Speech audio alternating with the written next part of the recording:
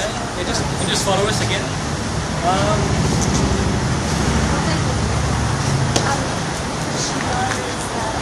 Welcome to pedroTV and Buenos Dias. Welcome today to the Vanishing Art Gallery in Newtown, Sydney. It's a great pleasure to introduce the curator of Intersections, Mr. Adrian Clement. How you doing? I'm good. Adrian, it's a fantastic show. I've seen it on the opening night and another day. Explain the title Intersections and your thoughts as being the curator. Yeah, sure. So Intersections was an idea that I came up with maybe, what year is it? 2011? So like 2009, I think. Yeah. And what I was thinking about was this. I was having actually a conversation with a friend of mine, Gemma Side, who's a photographer, and we were talking about doing a show that had people making work conscious of other people's work in the gallery. And we were talking about things like the fact that, you know, if you have a sound work on and you're in the gallery, you're going to hear that work when you're in someone's painting, you know? And it stays with you as an association, yeah, isn't it? That's right, yeah. So we were more talking about doing like a collaborative effort getting artists to make work conscious of other people's work. But then I took that a step further, and then I just wanted to be the person who actually got other people's work and then intersected them. So the title Intersections comes from like a definition that I've come up with, which is that the experience of more than one work at the same time is an intersection. When I first heard of your idea, I was wondering, were you going to actually tell the artist what you're going to do, or are you just going to do it and then they turn up, surprise, surprise? Yeah. Is that how it worked out? No, well, how it worked out is that I wrote like a kind of a short kind of brief about what I was planning to do, and I talked about the idea of intersecting people's works. But then I think at the end of it, I wrote that the whole idea was a hypothesis, like it didn't know what would happen when you start compiling people's work together, or how it would work. And then I said in the brief, I said that the process would be an experiment, like we had a week to install it, and then the end result was completely unknown. And so I guess by the end of it, I wasn't even aware. I mean, I was only aware of what this show was about, and it wasn't until the final day. Well, let's see some of the work. Yeah, come on. Sure. Red eyes.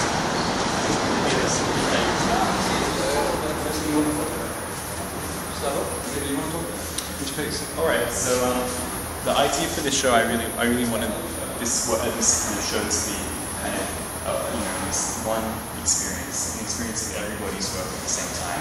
And so I didn't want to kind of delineate anybody's work from another. But you still had to design it so people walk around and you're presenting us with experience anyway, aren't you? Yeah, that's right. But so the first work that was installed was this one here. This is a work by Fernando Navarro, who was a friend of mine. He went to Coco and he made this one of these photos. And the work's come through the door. Oh shit, it doesn't work. The work's called Portal, and the idea is that you're walking through a door and into another dimension. And the back of the work is designed so you can't actually go back through that work. And then you presented with this very different, minimal Kurt Sorensen photograph. Yeah. So the experience of Kurt's work is involved with the experience of walking through this work. And the reason this was set up first is because there's no lighting in the show at all, except for the works themselves. So in the front window you saw Francesca Mataraga's work, who was lighting the front window. And then we have Fernando's work, who lights this whole show. So the experience of everybody's work is dependent on Fernando's work. It was fantastic at the opening because it was a dark, and this really illuminated. Yeah. And that was good because it was dark. Yeah. Because it's a dark photograph. And I remember someone's told me that it took them a while to see what was there. Yeah. The second work that was installed, was this work here, which is by Kate Mackay. And we were trying to work out building something that semi-absorbed the light of that work. I love your work because you always see these little framed faces. Sort of work encouraged work. Yeah, well, I saw the photo of that work, and that's why I wanted to get it into the show, because I saw that photo of like a work like this with light being shown behind it, it wasn't shadows. And what I really wanted, it didn't quite work out, but what I hoped with this work was that the light would shine through it and kind of cast shadows on other people's work. Yeah, so this is a very minimal kind of painting? Yeah, this painting is by a friend of mine, Lauren McCartney, and she went to university in Wollongong. James, Bonnie, and Lauren, we exhibited together in a show called In and Around, which was in like January 2010. James did some string installations, I did some photographs. Bonnie had some paintings, sorry, Lauren had some paintings, and Bonnie had some sculpture. So this is an interesting mirror. It's interesting, look at the mirror. Interesting to, again. Yeah. This is a work by Tom Isaacs. Okay. So Tom and I spoke. Well, I told Tom what I was trying to do with the show, and so he designed the work specifically for this idea. And so this work is, I think it's copper, or I don't think it's bronze. It might be polished copper or something like that. Really? And, it's pure metal, eh? Yeah, it's pure metal. Wow. Yeah. And so he was working with the idea of doubling up with it as well. So you can see the reflection. Yeah, of the painting. That's brilliant. And this small sculpture. Yeah. These sculptures are by a friend of mine, Leah Smith, who went to Cofer with me painting. And this is a small excerpt of the work from a much bigger body of work. And one of the things that I was doing with intersections, and one of the things that's not as obvious, perhaps with this show, is that I was taking people's work, such as these, and Georgie's work over here. And Georgina Pollard. Georgina Pollard? Yeah. With this, also Melanie Carver. Yeah, Melanie up the ceiling. See the wow. And also up here. And in a few other spots. So so they kind of these little things, and they're kind of speaking to each other across the floor. Yeah, I was working with like these works, Melanie's works, and like the title, and trying to work it all in, and look at it from like a compositional point of view. Yeah, but so one of the least obvious kind of intersections, I guess, is the fact that some people have just given me their work to play with in any way that I wanted. So this work here, Georgie gave me her petri dishes to work with, and I've kind of made a composition using her work. Right. Yeah. Okay. Well, let's talk about the film work and video work. Okay, sure. Yeah. Lead on, and we'll follow.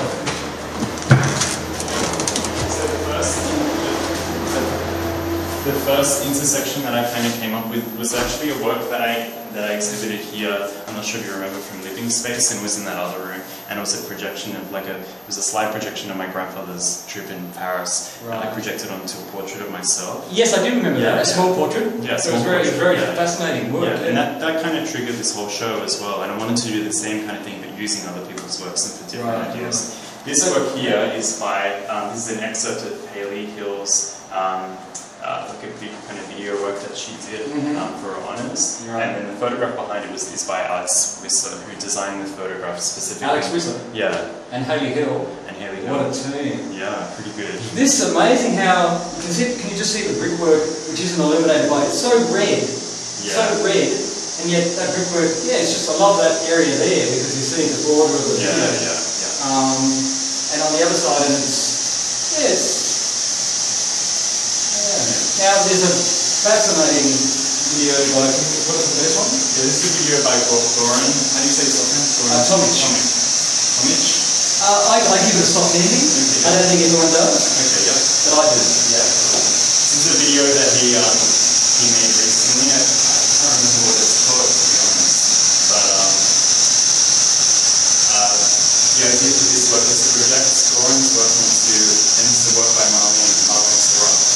Marlene Serra, which is a sort of a textured minimal painting. It's not a clean, or it's actually just elastic. The whole thing is elastic on a wood. So that's elastic. Okay, that's elastic. Yeah. The whole thing. Yeah. So she just wrapped it around. And beautifully done. So it's beautiful work. Yeah. So it's sort of like a filter in a way. The horizontal with all the sort of action behind. Yeah. So this work, this room is the unlit room. So the only light is the actual projection.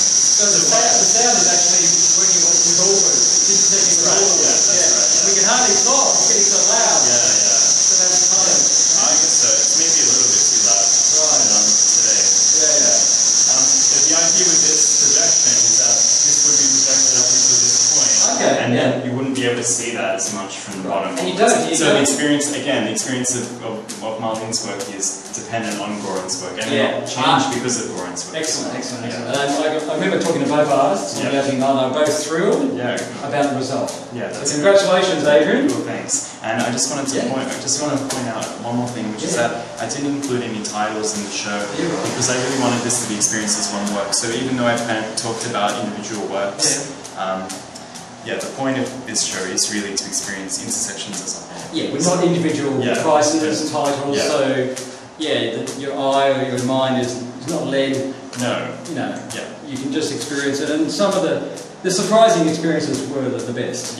Like this was something I didn't anticipate. Yeah, neither did I. Wasn't quite sure. And this, I just might mention quickly about the sound. This is by a UK sound artist called Joe Gilmore, who's been working with me for a few months and getting a piece together, knowing how sound would be used in the show. And I'm extremely happy with that. In that piece. Yeah, and you do sound work, so you know what we're talking about.